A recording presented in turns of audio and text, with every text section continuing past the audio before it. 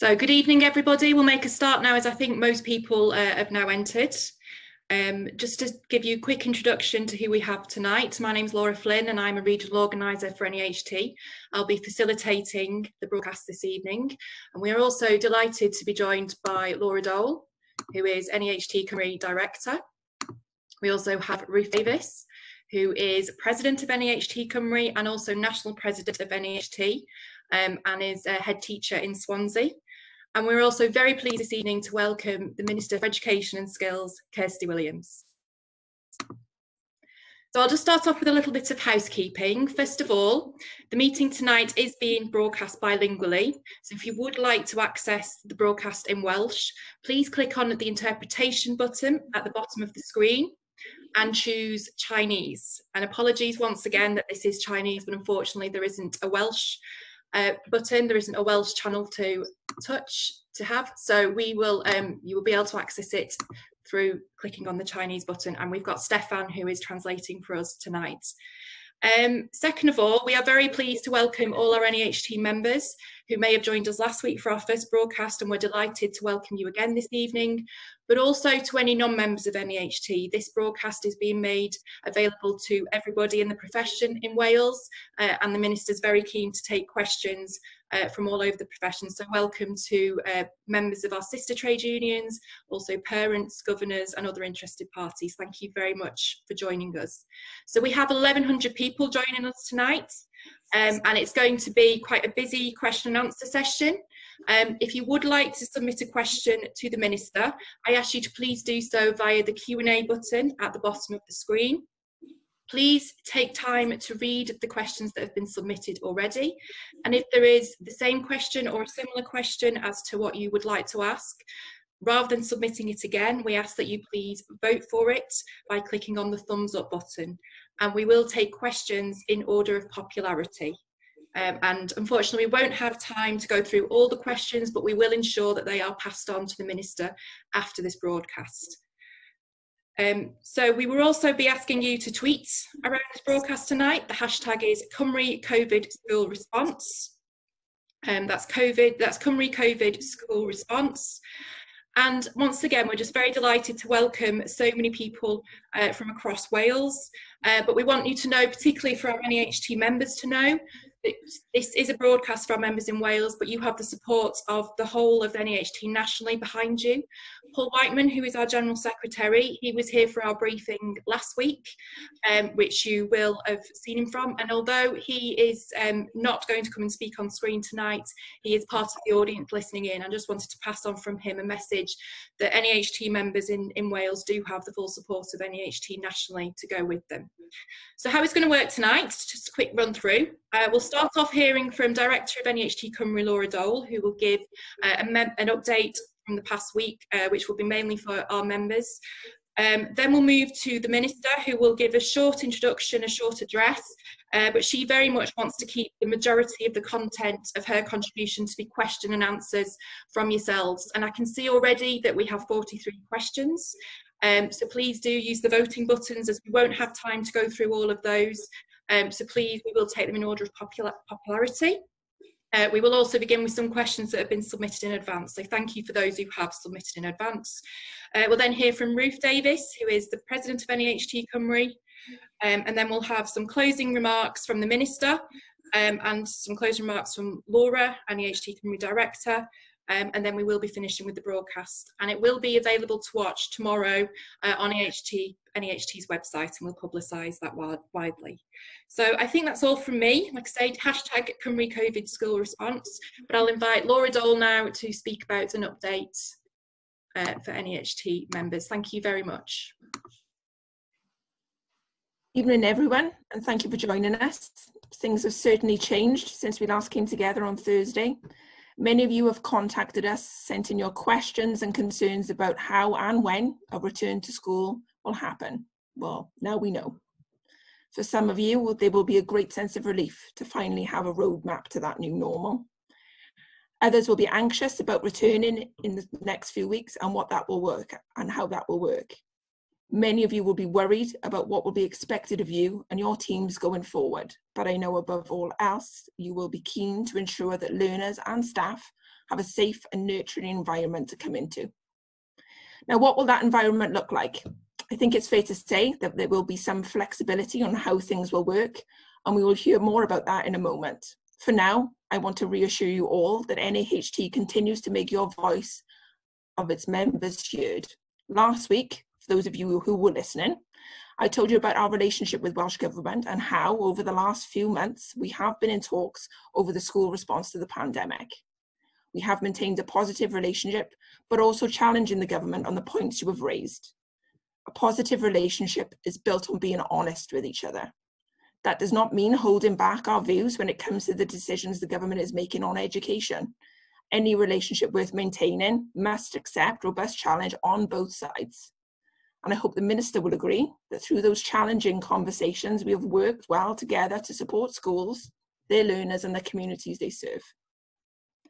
As you may have seen, NAHT carried out a survey of its members and we have supported a return to school on June the 29th, extending the summer term by a week and redistributing an additional week's holiday into the autumn term. This was not a universally popular decision, and we know that because none of the options were perfect. As we have said over and over again, we are working in unprecedented times and there is no perfect way out of this. However, our members understand the challenges of children being out of school environment for so long and want to bring them back into the classroom. The government's intention to get all children in before the summer holidays is more problematic. This was against the views of our members who favoured prioritising specific year groups. School leaders have concerns about the logistics of getting every child into school on a staggered basis, especially given the very limited timescale to make this happen. But we appreciate it's acknowledged that a cap on overall numbers will need to be applied and that the school will need to be allowed flexibility to achieve this over time and not overnight. NAHT is already working with Welsh Government on helping to shape the guidance for a return to school. Your concerns about the risks of a return are not without foundation. They are the risks that we all share. But we are committed to helping to mitigate against those risks, support workable plans that accept there is no one-size-fits-all approach, and work together how to tackle these issues. We all want the same thing, to bring our school community back together. In many respects, the hard work is just beginning. The announcement today is only just starting to settle in. And over the coming days and weeks, we will be working with you and your teams and parents to make the plan a reality. But let's not forget how far you have come.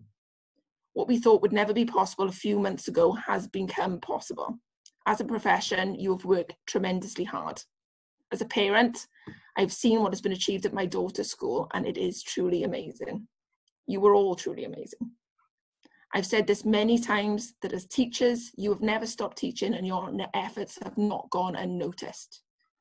NAHT has supported you, listened to you, answered your questions and provided help when you've needed it the most, and we will continue to do that. You know where we are when you need us, and you know we've got your back. What lies ahead will be challenging.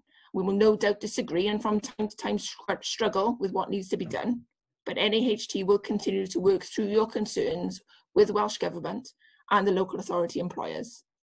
I urge anyone who is a member of a trade union to make sure your voice is heard and go to your union for support. As always, we remain stronger together and achieve so much more through the collective voice.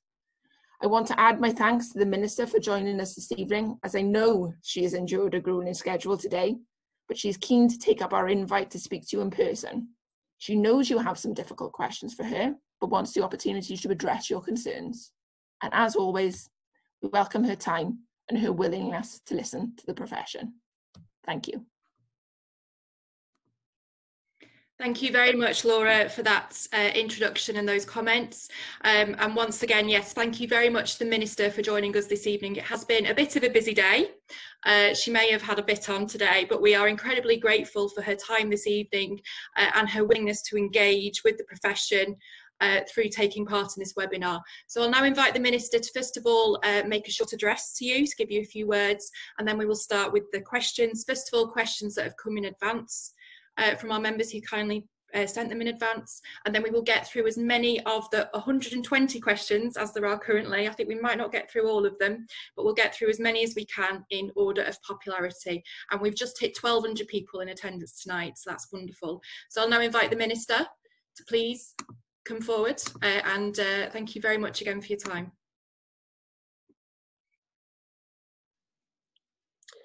Well, thank you, Laura, first of all, for facilitating the event this evening. I'm very grateful, and I'm absolutely amazed by how many people have joined us. So thank you for everybody who has taken the time and trouble to be with us. I'm sure it's been the end of a busy day for many of you too. And also thank you to Laura Dole for her introductory comments. I would agree with Laura that I believe that we have a really positive and professional working relationship, and Laura does a very good job in representing members' views to Welsh Government and participating fully in the discussions. And I really value the insights that she brings, having consulted with you guys to those meetings. This also gives me one of the reasons why I was so keen, not so keen necessarily on answering all the hard questions, but very keen to be with you this evening, is to be able to say thank you and to put my thanks on record to the profession for everything that has gone on to date. We had to close schools in a bit of a hurry, and the ability in such a short space of time to transform statutory provision into the support for critical workers and for vulnerable children in the matter of days has been absolutely overwhelming. The innovative practice that we've seen from professionals supporting children and learning and supporting families to keep children learning has also been tremendous. It's a source of great pride to me, and I hope it's a source of great pride to you, that Parentkind did an independent survey of how parents felt, and those that responded to the survey, 84% of parents said that they felt that they had been supported by their school. And that's a testament to you and your staff and your education community's commitment to supporting families at this time. Which brings us on to the next stages for education here in Wales. And like Laura says, there are no easy options, and there are no risk-free options. Throughout this period, we have tried to test next stages against the principles that I set for myself in making decisions, and health and well-being of staff and students has been at the forefront of my mind, and that continues to guide us.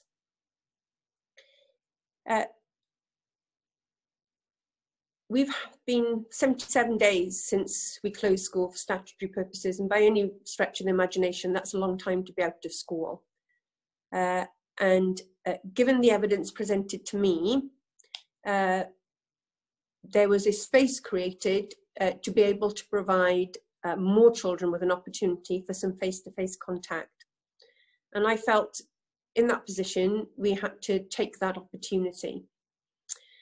And use the short weeks, and I acknowledge that they're short weeks, the short weeks that we have left, to be able to provide an opportunity for families and children to check in with their teachers, to be able to have sessions where they can discuss how things have been for them, to reflect on the work that has been going on or perhaps hasn't been going on, to identify barriers to that work, to be able to think about how we can best support those children to go on learning at home, and be able to prepare all of us practitioners and pupils and parents alike, for what I fear will be the norm in September. I hope more than anybody that we can have schools operating as they were operating back in March in September. But I have really low levels of confidence that we will be able to do that. And we need to begin to acclimatise ourselves for how the new normal of education is going to look. And whilst we have social distancing rules, and there is no evidence that those are going to change anytime soon, we have to look at how we can create a blended learning approach where students spend some of their time in face-to-face contact with their teachers, and then reinforce that learning back at home for periods of time. And that's the situation that we're looking for. We have a gap here in the summer. All the evidence around the disease is that it doesn't like the summer months. This is a period of where the virus is attacked by sunlight. We can take this opportunity now to try and create some contact time before what will be potentially a really challenging autumn and new academic year. We want to do it safely. We want to give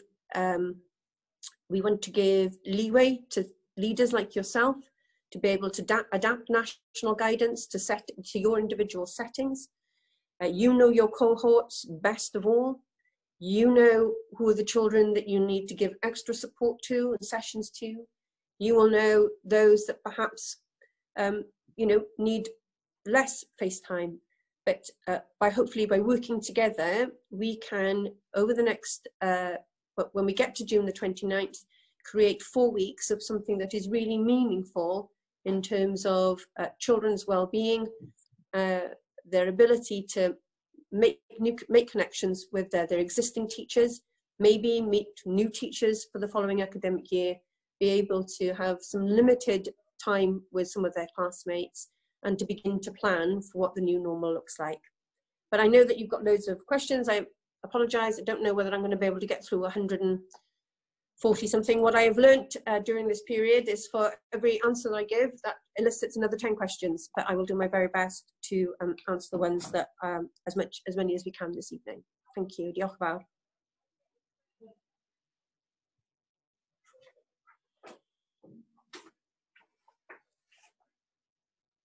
We will move on to some questions to begin with, first of all, but thank you very much, Minister, for that initial address. And we will start with some questions we've had in advance. Just because we've had quite a few more people join, we're now on 1,250 people. This is being simultaneously translated into Welsh. If you would like to access the Welsh interpretation, please click on the interpretation button at the bottom and choose Chinese. Like I say, apologies, it is Chinese. There isn't a Welsh option on Zoom webinar. But thank you again, Minister, for that initial address. And we will start off with some questions that have come in advance, and then we'll tackle the 156 questions and see how far we get. So question 1, this was posed by many of the people who contacted us ahead of the broadcast, including Dean Taylor and John Giles. The question is, will children of non-statutory school age who have not started school in nursery settings be expected to start in the autumn term? Are there any plans to postpone their admission? Well, thank you for that, Dean and John. At this stage, there are no plans to amend the start of the school year or to postpone children's admissions to school in September. However, I would be the first to recognise that school would need some flexibility to stagger start dates for individual pupils to be able to conform with any national guidance we have around social distancing and the next stage of operations of schools. So at this stage there are no plans. Clearly we'll keep that under review. There will be further information on nursery settings issued by my colleague next week. Thank you very much for that, Minister. The second question, again, a similar question was posed by several people: Jamin Beasley, Chris Newcomb, Rhiann Lundrigan and Louise Jones. The question is, what is the plan to support hubs going forward? Are hubs going to be open during the summer? And if they are, who will run them? Are schools going to be expected to manage the hub childcare offer, returning cohorts of pupils and those who are home learning? So first of all, with regards to the summer, I do not want to ask teaching staff to continue to run hubs over what would be the school holidays.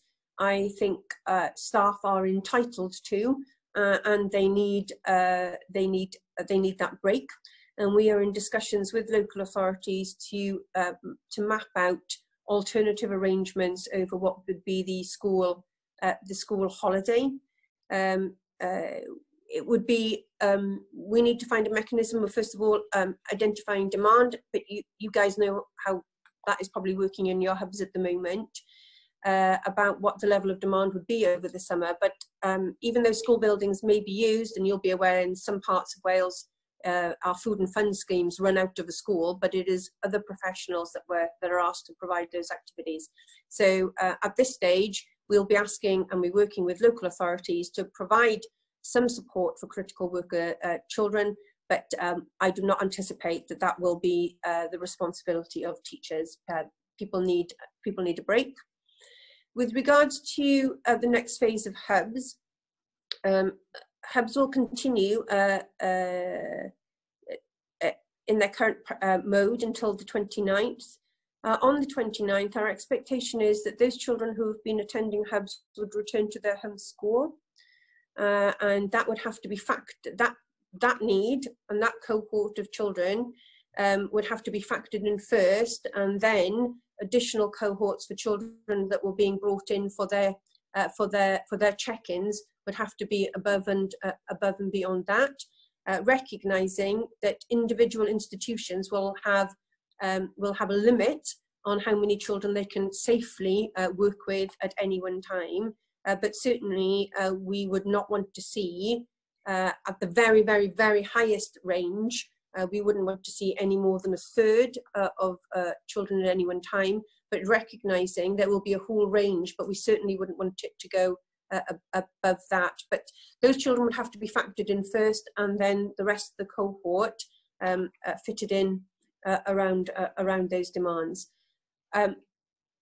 We believe, and I don't know about you guys, it'd be interested to hear views. One of the things that keeps me awake at night is the low numbers of vulnerable children who are currently accessing provision and who are currently unseen. And that isn't necessarily the children who already are known to social services. We know that this pandemic will have caused huge strains within families, and I'm sure there are children that you know that you are worried about.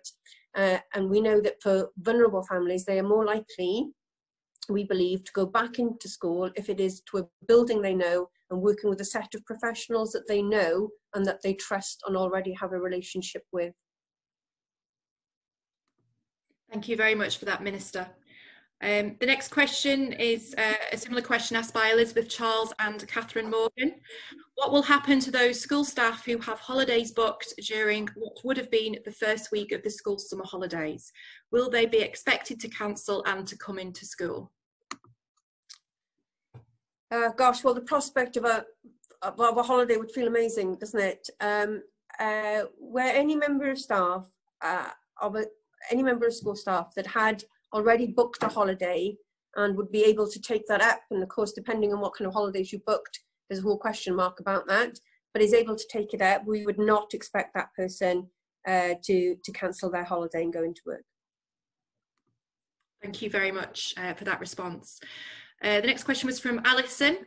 Are there plans, ideas on how pupils with a variety of additional learning needs who are in resource bases within mainstream schools will be able to return to school, bearing in my mind that social distancing will prove very difficult for some? You're absolutely right, Alison. The ability for different parts of the cohort to really understand social distancing is something that we are very alive to, and it would be, it would be foolish to pretend that all children, especially some of our children who are, very young or who have additional learning needs, are well able to respect social distancing rules. We have special school head teachers on the groups that are advising us. We will be producing guidance next week, and there would have to be a risk assessment done.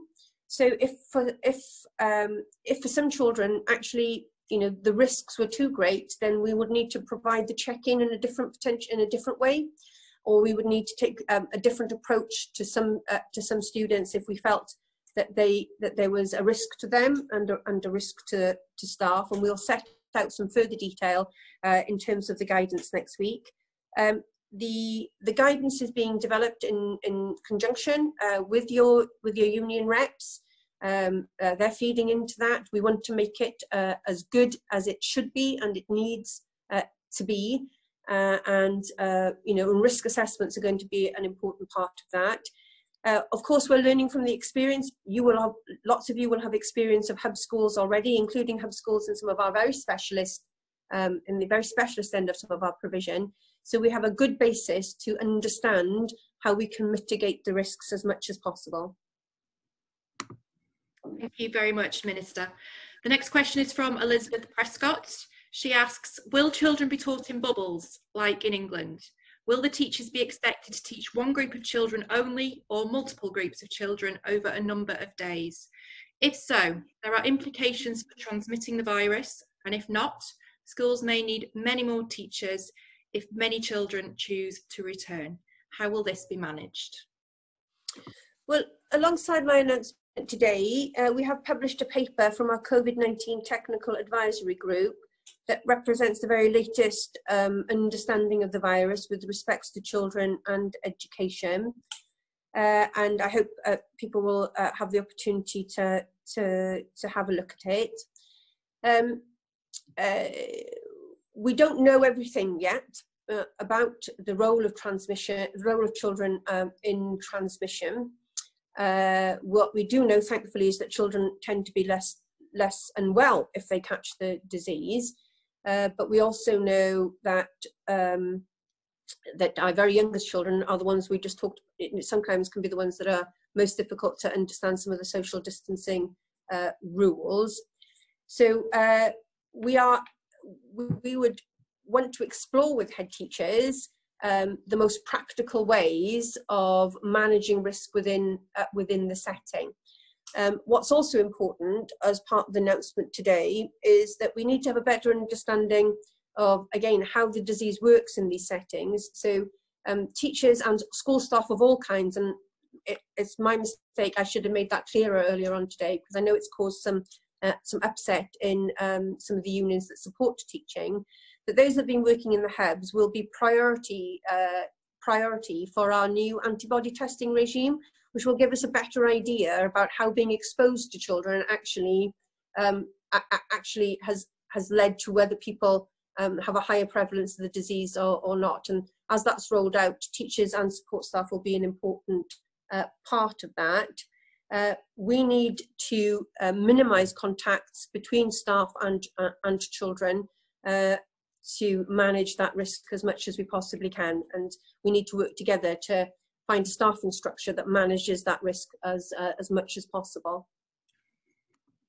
Thank you very much for that. We have a question now from Peter Cooksey. He asks, Minister, you said the term will be extended by 1 week in order to make up some of the time lost for pupils in full-time education. However, that week will be given back to teachers in October. Therefore, in effect, pupils will not receive any extra tuition. What is the thinking behind this?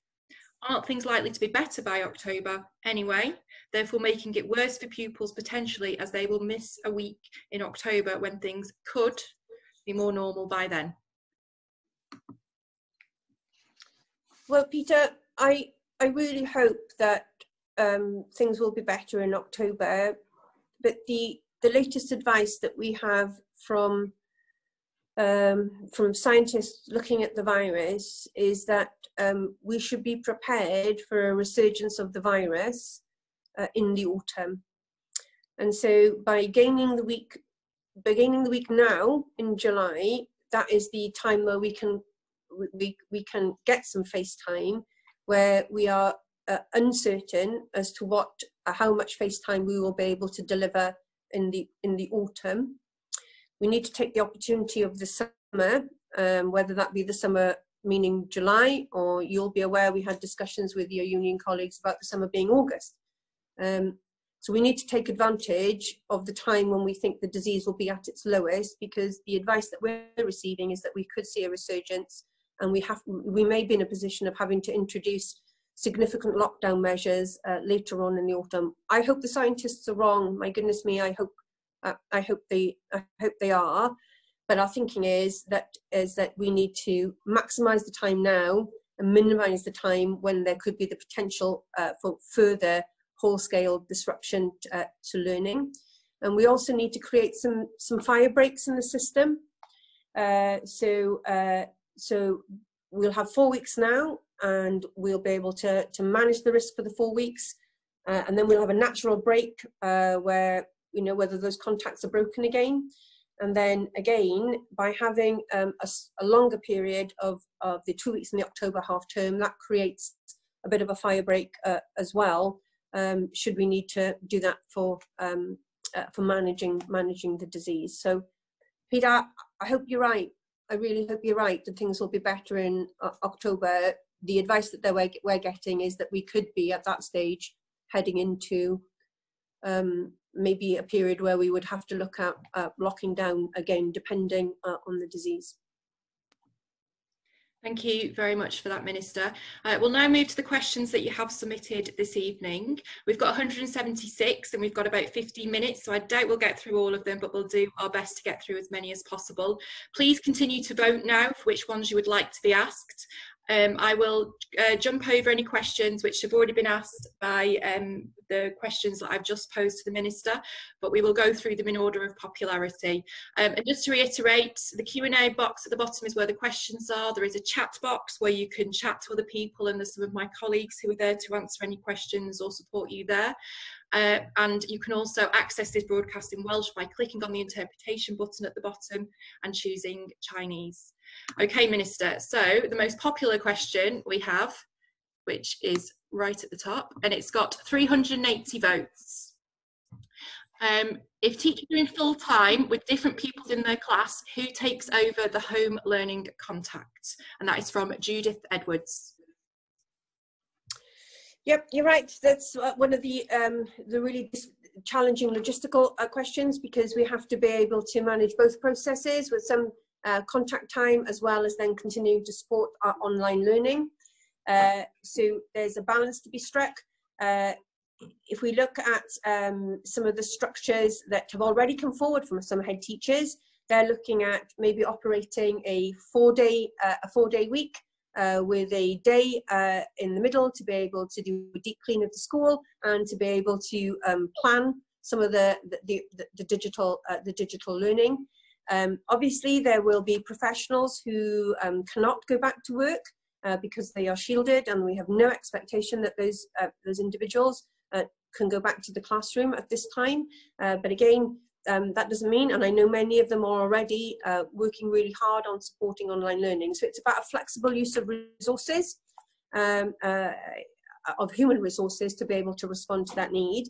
And as we move into the autumn term, what we're looking at again in the autumn term is thinking about, again, structuring the term where we would have teaching weeks and then some non-teaching weeks for people to plan for some of the online learning, because I'm afraid this blended learning approach isn't just going to be for this 4 weeks. We anticipate this is what it's going to have to be like in September. So again, fitting in teaching weeks and contact weeks with then time when there is no contact to allow for the preparation and the planning of some online work. What we do know is that you know, we've made huge strides really, really quickly with online learning, but I'm sure you'd agree with me that, you know, that it's not perfect, and there certainly isn't, you know, uniformity. We also know that some children are struggling to engage in that for whatever reason. So, you know, what we do know is that online learning works best when it is complemented by some face-to-face contact. And one of the purposes of trying to get a check-in for every child this term, if it's possible, and if that's what parents choose, is to really get underneath some of these issues for those children that, you know, perhaps aren't engaging, and there could be a whole host of reasons for that, and to give them some of the tools to better be able to make the most of online learning. But we need to be able to structure time for staff to be doing some face-to-face stuff, but also recognising that there will be a call on them. And that's why, as we go forward, we will need to put in non-contact time as part of our planning for the next academic year. Thank you very much for that, Minister. The next question is from Brian Griffiths. It has 286 votes for it, and it is, are nursery children expected to return to school on the 29th of June, as they are non-statutory? Well, there'll be guidance next week on that. We would like to see an increase in provision if that is possible. And if that can be managed, safely, we would like to see more numbers go in if it's possible. But there'll be further guidance on that next week. Thank you very much, Minister. Next question is from Chris Jones, and it has 270 votes. What will happen to key worker children, including teachers' children, when schools reopen? Well, as I said earlier, with schools reopening up, we would expect key worker children who had been attending hubs to then return to their home school and be supported in their home school, either by accessing provision, because that's the day where, you know, maybe that part of the cohort is having their check-ins and doing some work, or part of the more general provision for critical children.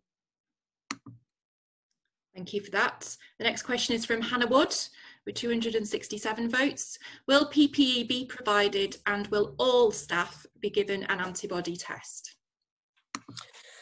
Okay, so in the guidance next week, we will be setting out our expectations with regards to PPE on the basis of what we're advised by the Chief Scientific Officer here and the CMO, and we would want to make sure that schools are equipped. What we're continuously told is that the best form of PPE is hand hygiene and surface cleaning. So we're in discussions with local authorities to already.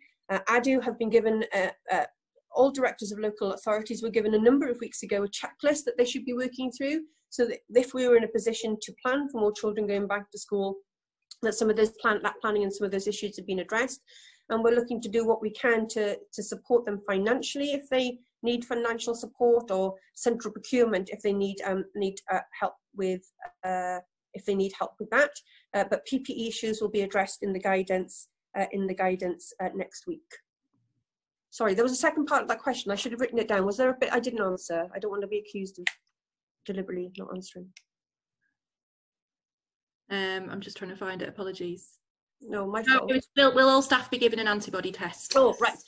Well, the antibody test is really important, and school staff, teaching and non-teaching, that have been working in the hubs, that's rolling out now, and they'll be a priority for antibody testing. And then as schools reopen on the 29th of June, that programme will continue to be rolled out. One of the important factors, I have to say, in my decision making, the SAGE papers that came out of the SAGE group in London said that we could not have any more children back in school unless we had a TTP regime.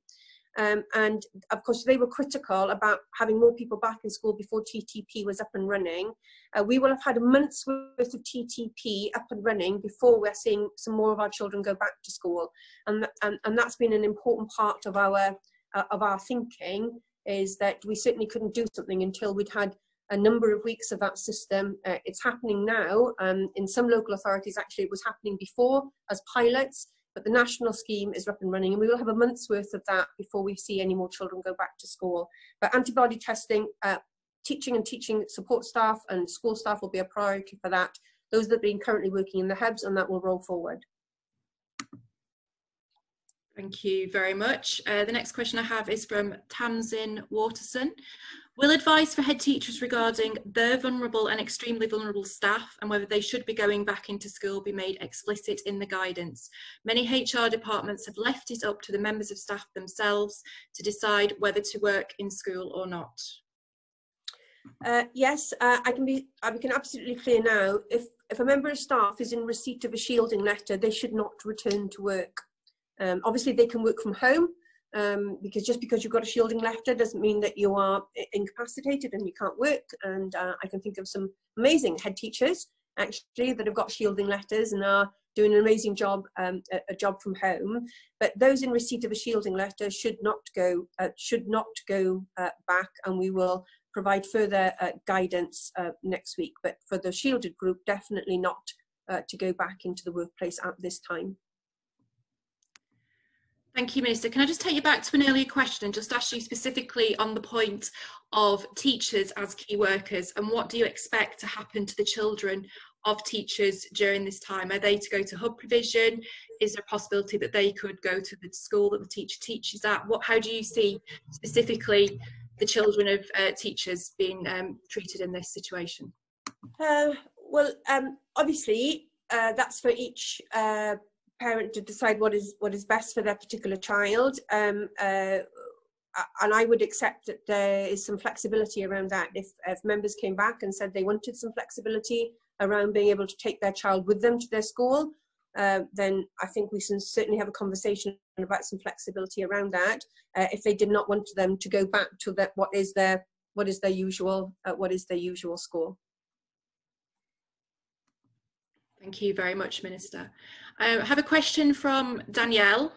She says, our children may be safe in small bubbles, but I won't be, as I will be mixing with them all week. How is it safe when we will be indoors? I can't go and visit my family, but I'm allowed to mix with 30 children from all different households.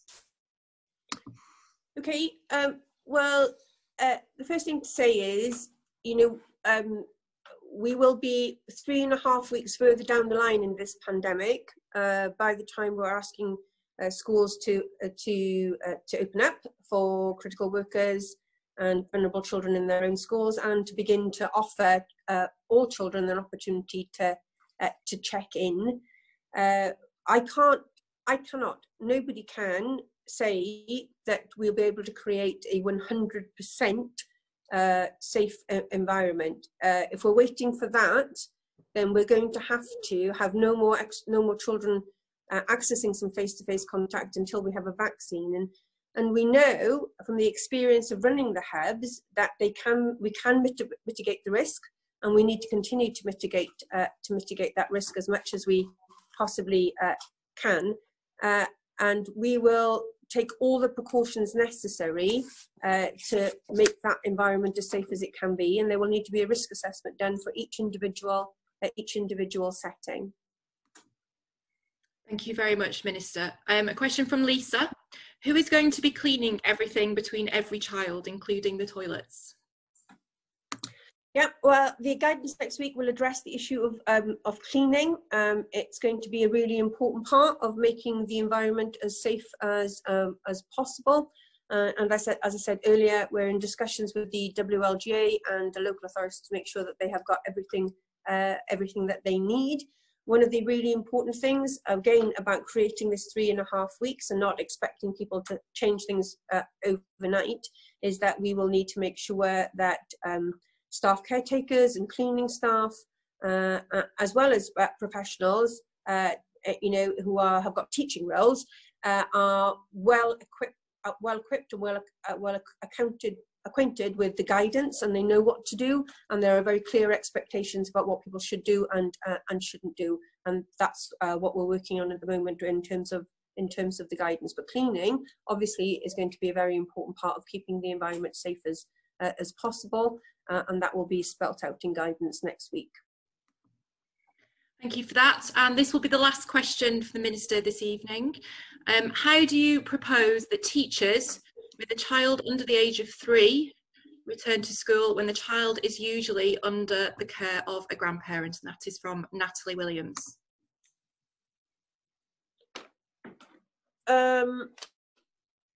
Sorry, is the teacher's child under the age of 3 and being cared for by a grandparent? Yeah, so it's the child of a teacher. Teachers who have children under 3, and usually their children will be cared for by a grandparent.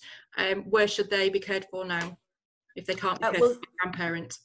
Well, if a grandparent is over the age of 70, then the guidance is that they shouldn't be caring for grandchildren at the moment, but lots of grandparents are younger than that, of course.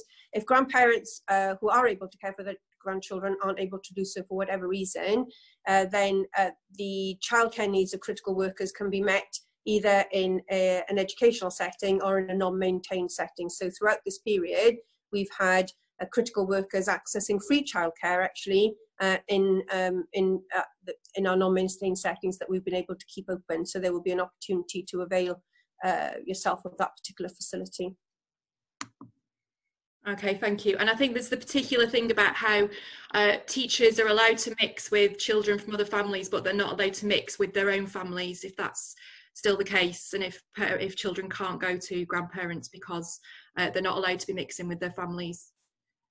Well, at this stage, obviously families can mix and can meet up outdoors now for the first time.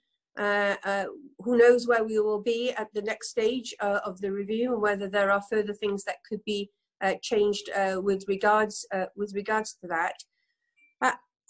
I know that these are difficult times, and sometimes the decisions do feel a bit arbitrary. If I have another email about tennis and whether and why golf is allowed and tennis isn't, I think I might tear my hair out. But what we're trying to do is manage risk, and you will know better than anybody that risk can be directly related to COVID, or we have children at risk at the moment because they are not in their schools.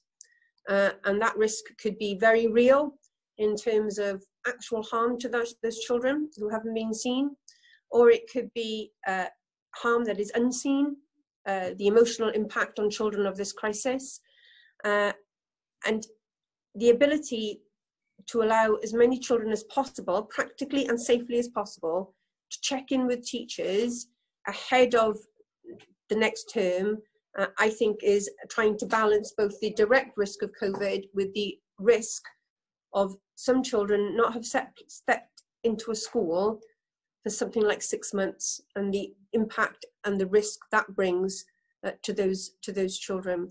And you have, not me, you have managed risk amazingly during the operation of the hubs.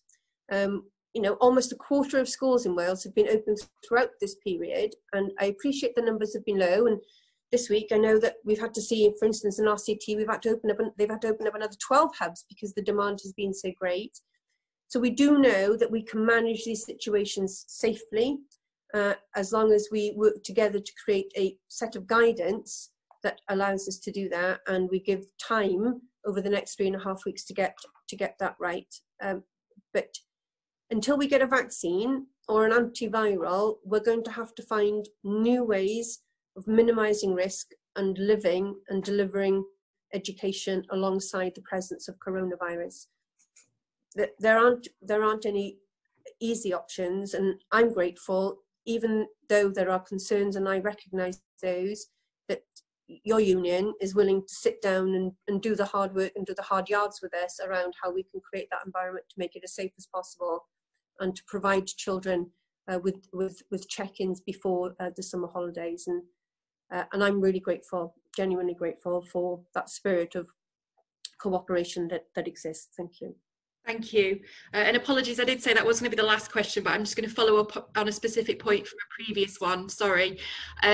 Specifically around vulnerable staff. So it's not the ones who are shielding, not the ones who've had a letter saying that they must shield, about vulnerable staff and also those who are living with vulnerable people as well. Can you just give us some clarity in your answer over whether those staff will be forced, will be made to come back into school, and also what advice you'll be giving in the guidance to the HR departments in the 22 local authorities across Wales? Well, I wouldn't want to force anybody who was genuinely concerned about their health to go back into school. And as we've discussed earlier, it's not as if those people haven't got, you know, loads of things they can be doing to support the education and effort in Wales if they are at home. We will be giving advice, as I said, around vulnerability. But you know, I want to be absolutely clear with you tonight about the shielded group, because that's absolutely clear at this stage that shielded people should not be going into work. And if you live with a shielded person, you should not be going into the workplace. But we'll make sure, useful feedback from you this evening, that is the issue around vulnerability is explicitly spelt out in the guidance next week. Thank you very much for that, Minister. I think that's something that many of the participants who've been listening tonight have been wanting some clarity on. So if you can provide that in the guidance, that would be very much appreciated. What day can we expect the guidance next week, do you anticipate? Oh, right. Well, we're working really hard on it, and just every time we think maybe we've got to an end, people like Laura send more stuff in, and to say, hang on a minute, what about this bit of it? So, and we are genuinely reviewing and considering everything that comes in. So the easiest thing in the world would be just to get something out, and we could probably do that today, but we have put a genuine call out there to the profession to help us with the guidance, and we literally are going through all of that to make sure that the guidance is as good as you would want it to be, and as good as it needs to be. I mean, you know, there are professional judgments as well to be made, isn't it, about levels of risk and vulnerability. So, for instance, for our Black and minority ethnic members of staff, we've created primarily for the health service a risk assessment tool, and we'll be looking to incorporate the principles of that risk assessment tool around Black and minority ethnic staff into our approach in education, because vulnerability comes in a number of ways to this disease, and as we learn more about it, we know certain cohorts and certain groups of individuals are particularly vulnerable. So that's an example of, you know, what we're trying to do.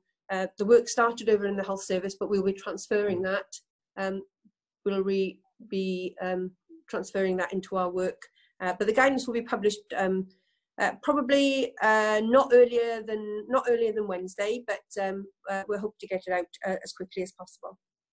Thank you. And I think just to be aware that, you know, teachers and senior leaders are going to need as much time as possible to prepare for the June 29th opening. And I think also just to ensure that the guidance is published during the day rather than at the evening time, because I know that's been a problem that many have experienced in England as well. So thank you very much, Minister. We've had 220 questions. We will pass those on to the Minister, but I'm now going to invite Ruth Davis, who is President of NAHT Cymru and a head teacher at a primary school in Swansea, just to give a bit of response to the Minister and also to give us some perspective from school leaders. So thank you very much, Ruth.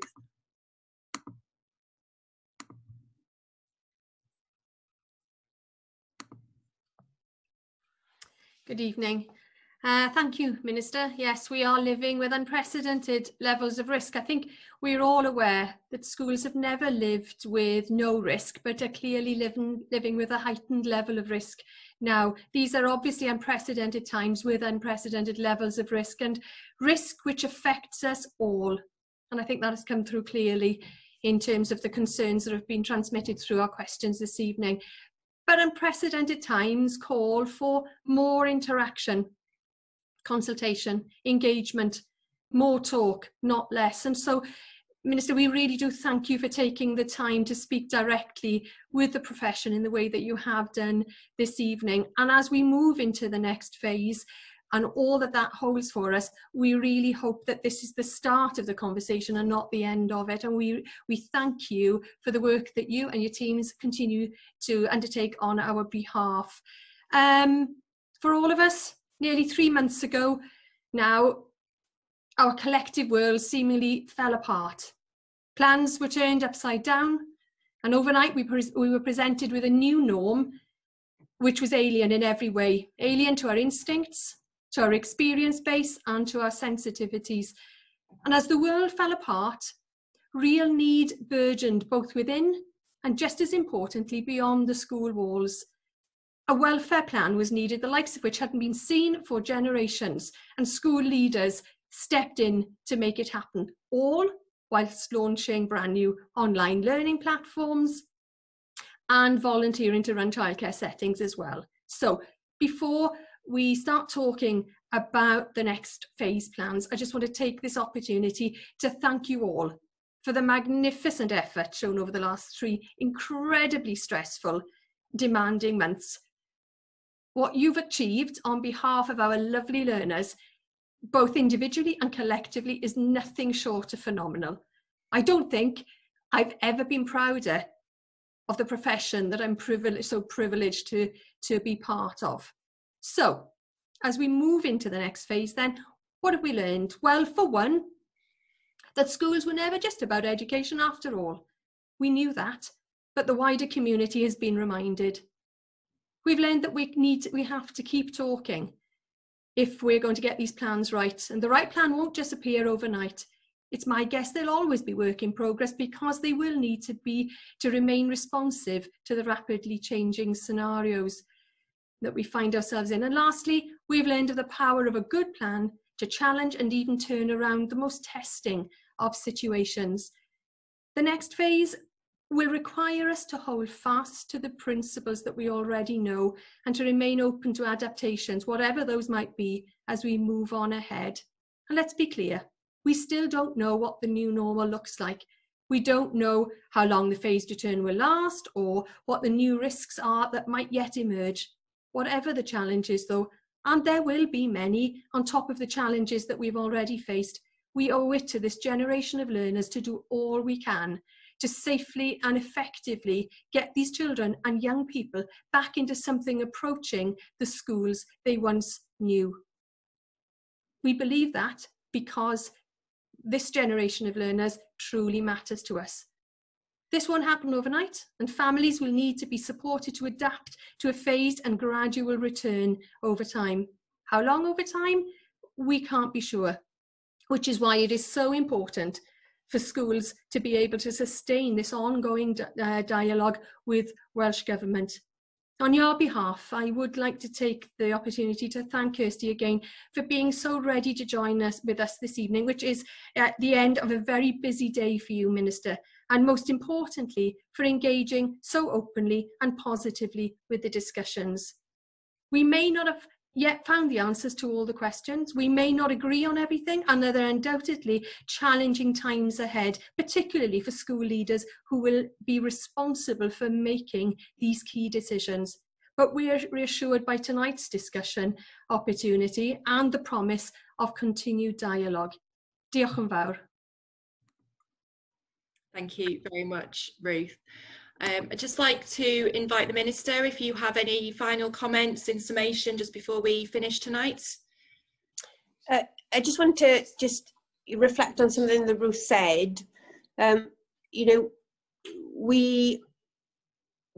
what we start with will evolve, and it will evolve as we understand the situation we're facing better, and we will be adaptive as we can be.